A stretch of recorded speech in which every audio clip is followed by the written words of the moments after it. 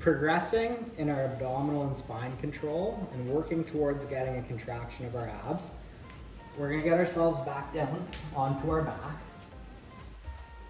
And what we're going to do from this position is we're going to put our hands back overhead and we're going to recognize that arch that forms underneath our low back.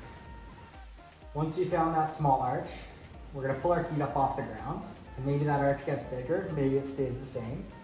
But what we're going to do from this position is just like we've done before with our feet on the ground, we're going to be practicing creating a big arch and then creating no arch in our low back. But we're going to do it with our feet off the ground this time. So to do this, we're going to have to create an active contraction in our tummy. And to practice this, if we find it difficult, we can just lay on our back, poke around, and cough.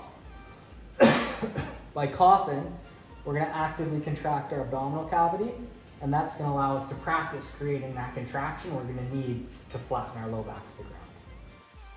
So more simply, we're going to bring our feet up into the air. We're going to squeeze our tummy, and by squeezing our tummy, we're going to lift our shoulder blades and our chin straight up into the air, and we're going to pull our tailbone up a little bit. That's going to flatten that low back, and then from that position, holding that contraction, we're going to relax back down, and we're going to allow the arch to return in our low back. So we got that arch again.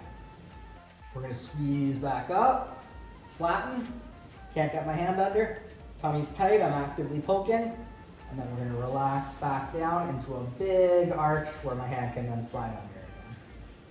Squeeze up, hold, still breathing, and then relax back down. And we're going to practice this until we feel like we can actively contract our tummy with the feet off the ground and pin that low back down and poke around and feel that our abdominals are nice and tight and contracted.